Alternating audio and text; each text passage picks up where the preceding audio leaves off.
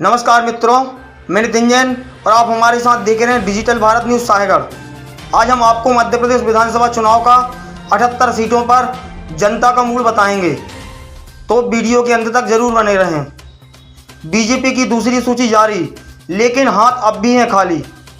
मध्य प्रदेश में नवंबर माह में होने जा रहे विधानसभा चुनाव के लिए भाजपा ने 39 उम्मीदवारों की दूसरी सूची भी जारी कर दी है। दूसरी सूची जारी होने के बाद हमारे संवाददाताओं ने दिग्गजों के क्षेत्र में जाकर जनता का मूड जाना। तो आइए हम आपको क्षेत्रवार बताते हैं जनता की राय क्या है।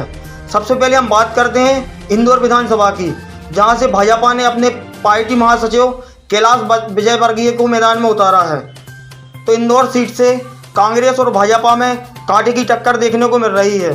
हो सकता है कि कैलाश विजयवर्गीय का राजनीतिक जीवन इस चुनाव के बाद खत्म हो जाए, क्योंकि इंदौर विधानसभा से कैलाश विजयवर्गीय की राह बिल्कुल भी आसान नहीं दिख रही है। इसके बाद बात करते हैं मुरैना सीट की। मुरैना से भाजपा ने केंद्रीय मंत्री नरेंद्र सिंह तोमर को मैदान में उतारा है। यहां से कांग्रेस प्रचंड बहुमत के साथ जीतेगी, क्योंकि नरेंद्र सिंह तोमर को लेकर जनता में जबरदस्त नाराजगी देखने को मिल रही है। इसके बाद हम बात करते हैं नरसिंहपुर विधानसभा की, जहां से भाजपा ने अपने केंद्रीय मंत्री प्रहलाद पटेल को मैदान में उतारा है। यहाँ भाजपा प्रत्याशी के पक्ष में एक अच्छा माहौल देखने को मिल रहा है और बीजेपी की यहां से जीत आसान दिख रही है।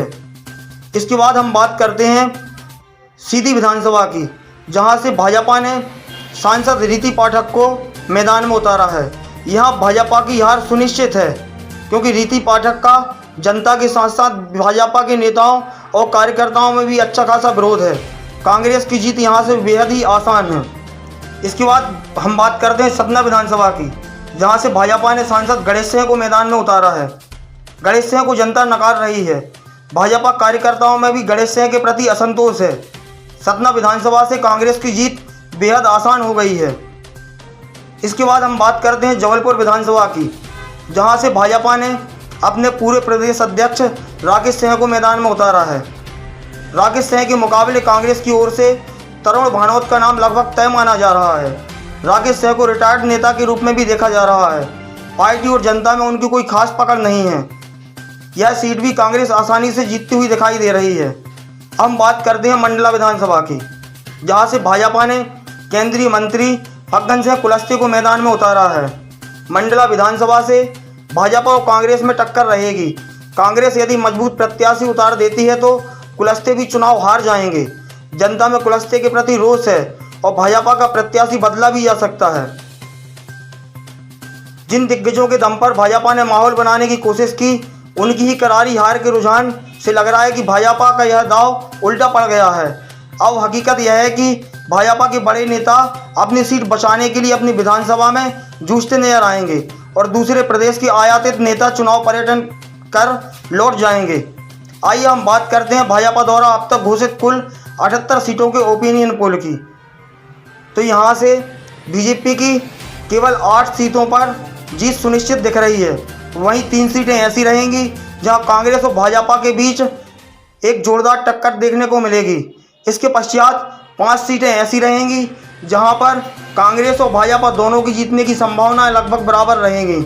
इसके बाद 7 सीटें ऐसी रहेंगी जहाँ पर कांग्रेस की जीत लगभग सुनिश्चित है। ऊपर के आंकड़े यह बता रहे हैं कि इस चुनाव में बीजेपी का हर दाव उल्टा पड़ रहा है। वर्तमान में भाजपा के कुल 78 प्रत्याशियों में केवल 8 ही प्रत्याशी ऐसे हैं जिनकी जीत तय है। वहीं अगर हम बात करें कांग्रेस की, कांग्रेस में तय जीत वाली सीटों की संख्या 60 के ऊपर मानी जा रही है।